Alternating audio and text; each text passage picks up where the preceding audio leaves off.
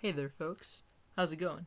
SociopathicOtter here with kind of a new kind of project. So I was looking into making a different style of Let's Play, where instead of just going through the game in a kind of sequential order, I would actually kind of commentate the game as it goes along, kind of a Let's Analyze kind of thing. And I thought one great way to do that would be play a game that I've been procrastinating on for a little bit.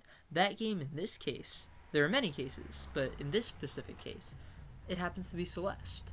So as I've seen, Celeste is such a pretty game. It has a whole bunch of tiny quirks and a whole bunch of tiny little details that make it super duper exciting and engaging to play. For example, I remember a part in the very beginning where when you go crunching through the snow, you can actually hear the sounds and you can see the little character's footfalls in the snow, and it just adds so much character and so much personality to the game. Take this, for instance. There's a car in the very first section in the game, the most left you can go, actually. In this case, I actually tried to see how far left I could go, and nothing happened. So the game just has this tiny little detail associated with it that's just so cute and so invigorating. I love the way the snow just falls across the screen, and now you have this mix of brown and blue on this stage. It just looks so pretty, and I really appreciate the charm that must have inspired the game developers as they kind of worked on Celeste and thought about what kind of feelings they wanted to imbue within the player as the player kind of navigates this platformer. The reason why I'm so excited to play Celeste is because it's a hard game for bad gamers, and I'm undeniably a bad gamer. But before that, I kind of want to talk about the humor of this cutscene over here. So our main character, Madeline, is basically this mountain climber, and she wants to climb all the way to the top of Celeste Mountain. I think they're going to talk about it in a second. And so she's basically trying to conquer her fears and get over her anxieties in the process. That's why at the very beginning, we talked about kind of how Madeline gets over her anxieties by breathing deeply and just trying to do the best she can. Celeste Mountain is a strange place. We're going to see some pretty interesting things. And the social anxiety commentary in this game, I think, is a great way to kind of take this somewhat abstract concept and codify it into the game in a very organic and very pleasant to watch way. It may not be pleasant to watch, actually, but it does definitely kind of show social anxiety in a more visual way, and I think artistically that's very well done. Also, you can see the old woman laughing, like the ha-ha-ha's actually kind of stream out. I thought that was interesting, and of course we're going to see Madeline pivot to her death in a pretty interesting segment of game mechanics here. So Madeline's almost gonna die, and then the bird tells you, hey, you can dash. You get an extra dash in midair that defies the laws of physics. And that is when we pan to some sort of motivational message that says you can do this. And I just love the way the game is really super duper hard as you go through each level, and yet it encourages you, much like getting over it, but it does so in a way that's less direct and a little bit more imbued into the game itself. And I think one pretty critical part of this game is just dying. You die over and over and over again, as you see quite a bit on screen right now, and I think dying adds to Celeste's charm rather than actually taking away from it. That feeling of satisfaction when you finally clear a hurdle, whether it's literally or figuratively, is something that I think is unique to video games and is part of the pinnacle of what it means to be human. To go up against the challenge and give it your all and eventually succeed, especially after failing many, many times, is this quintessentially human idea that I happen to think is really, really powerful. And Celeste, as a game, expresses the idea really, really well. It's a challenging game. There are a lot of segments with spikes and with little springs and generally narrow pathways that make it difficult to progress. But even though it's harsh, it's also fair, and it absolutely gives you opportunities to succeed. You just saw me there go after that strawberry, and it took me quite a few attempts to get it, but I finally got it. And that's the first strawberry. It's the easiest strawberry. And yet, it took me a little while, but I got it. I'm going to be proud of the little things in this little montage, because as I've said in many of my other videos, I am not especially good at playing video games. I don't know if it's reflexes or a lack of being able to mechanically input stuff well, or some combination of the above two, but it's kind of difficult for me to take platformers like Celeste, especially when I'm playing them on keyboard, and kind of implement the movements quick enough for me to actually get them and actually be able to move past the level and go into the next area with them. So in this case, I actually really like the design of this room. You've got these three kind of differentiated pillars, and then it seems like it's easy to get the strawberry, you just kind of drop. But if you die immediately after getting the strawberry, that is to say, before it can kind of secure itself in your inventory, that's no dice. You can't keep the strawberry. And so it took me quite a while, actually, to kind of figure out how I wanted to get the strawberry. Maybe I could cling onto the wall there and then go for a sideways jump, but that didn't work because I met my end through spikes. And so I just really appreciate the way that Celeste kind of forces you to be creative with your movement until you finally realize what sequence of moves you need to actually get the strawberry or whatever the goal may be. It's kind of funny because I was kind of thinking about how monkeys have similar thought processes when they go after bananas or any sort of thing on trees, like coconuts, for example. You have this prize in plain sight, and yet when you try to go for the prize, there's a very distinct and somewhat difficult obstacle before you actually get that prize. In this case, the obstacle is spikes, and the banana is actually a strawberry, so I actually really like the significance there. Celeste is just a really pretty game to kind of struggle with, because you've got this kind of beautiful aesthetic going on here. I talk about aesthetics all the time, but the snow and the pretty shades of blue and the little signs that Madeline kind of zips past, I feel like Celeste Mountain, even in this very first tutorial area, actually has this kind of distinct vibe to it. And it builds this kind of sense of challenge, of intrigue, of excitement as Madeline makes her way through this mountain and generally tries to be the best climber and best person she can be. I'm sure that she's going to have some sort of character arc. I actually don't know very much about Celeste, other than esoteric speedrunning tricks and this one game mechanic video I watched, but suffice it to say I am lacking in game knowledge at this point, and so as somebody who's coming in relatively blind, I can say I'm really impressed by the way this game puts together the whole package.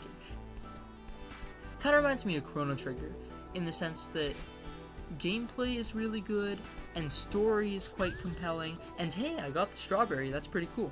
And so in addition to gameplay and story, you've also got the pretty characters, and you've got the feelings and very human ideas of trying and failing and then eventually succeeding.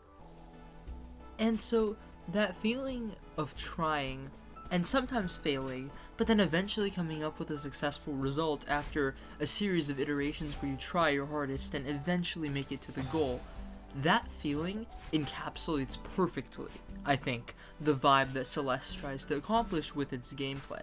It's tough, but it's fair. It's hard, but it's doable.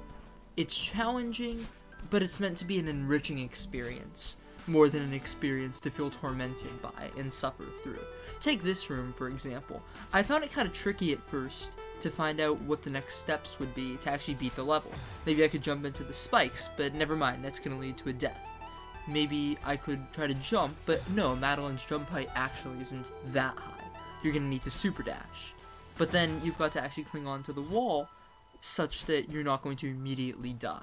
The successive iterations of thought that you have to go through to actually achieve some sort of tangible success in Celeste is a marvel of game design that I personally am really impressed by. Now, of course, it feels like I go out of my way to actually find elements in games and overanalyze them potentially, and come to some sort of realization where I say, wow, that is actually a really interesting mechanical insight, and I think it's a really creative way to construct the game. Granted, I do tend to look into those kinds of things maybe a little too much, but Celeste does that marriage of game design elements so perfectly and intertwines it into the core gameplay loop so seamlessly that I thought this game is a perfect game to actually let's analyze. While I'm on that note, I don't really know why I picked Celeste other than that marriage that I just mentioned. It's a game that I personally probably wouldn't have the ability to toil through again and again because I like to kind of play through games at my own pace rather than try to do the breakneck on-the-fly mechanical adjustments that Celeste's harder levels might require. That being said, I think it's a great game and a great vehicle in general to actually look at this game design idea of failure being built into the core library of the game, and using that failure to actually enrich a person and make their game experience just a little bit better, in the vein of something similar to Dwarf Fortress than, say, a game like Castlevania Aria of Sorrow, where failure is pretty much limited to challenge runs, and you're not really going to see anything too scary other than that. I also really like the little aesthetic touches in Celeste too. I'm sure I've mentioned this because every time we go from screen to screen here, I tend to see something new, but one little detail that I actually really enjoy is the way that Madeline's hair changes from red to blue when you exhaust the super jump. It's a really handy visual way of saying, hey, here's your resource allocation, and here's the way in which you've exhausted your resource allocation. The fact that the game developers actually used color as a vehicle to kind of express how the players have managed the resources, to say, here's how many jumps you've got left, here's how many obstacles you've got to jump over. That simple design is actually really, really impressive to me. So, you see this alternating swap, kind of, between red hair and blue hair, and you see how that kind of impacts the platforming aspect of Celeste. And here, you actually saw me thinking about restarting the chapter, but not out of a sense of wanting to restart the chapter, I just misclicked on something. But even that little mistake has some kind of weird metaphysical significance in Celeste's world. Madeline goes through this trial and tribulation, this feedback loop where she feels she can't do it, and then she tries, and then she can do it. And I think that marriage of story and core gameplay elements is actually done really, really well here. The thing about the red and blue strands of hair is just a visual way to kind of color code the more deep elements of the game, where we actually see this marriage of game design with Madeline's personal hero's journey. This room in particular is something that I actually really enjoy because of the way it's designed. So this might be because I watched one too many Game Maker's Toolkit videos, maybe in my formative years of experiencing games, and in general looking at them as art forms rather than just mediums of entertainment. So in this room, you've actually got to go up and then super dash your way through this perilous section with spikes until you actually get your super dash back, and then scoot over to the right and finish up that feedback loop. Of course, if you're skilled enough and dexterous enough with the maneuver, you may not even actually have to use your super dash, but it is interesting to see how you go up and complete the first aspect of the level, and then you really try to use the super dash allocation perfectly so as to finish up the complete loop and actually finish this little tidbit of the game. Maybe it's just one part of the puzzle and one piece of the level construction of this game, but I find it really, really impressive that Celeste actually makes a whole seamless game with story, with beautiful visuals, and with a wonderful character arc, and uses it in conjunction with these tiny little feedback loops. Each screen is actually a moment to respawn. It's a moment to seek a new puzzle and a new challenge and actually try the game out again.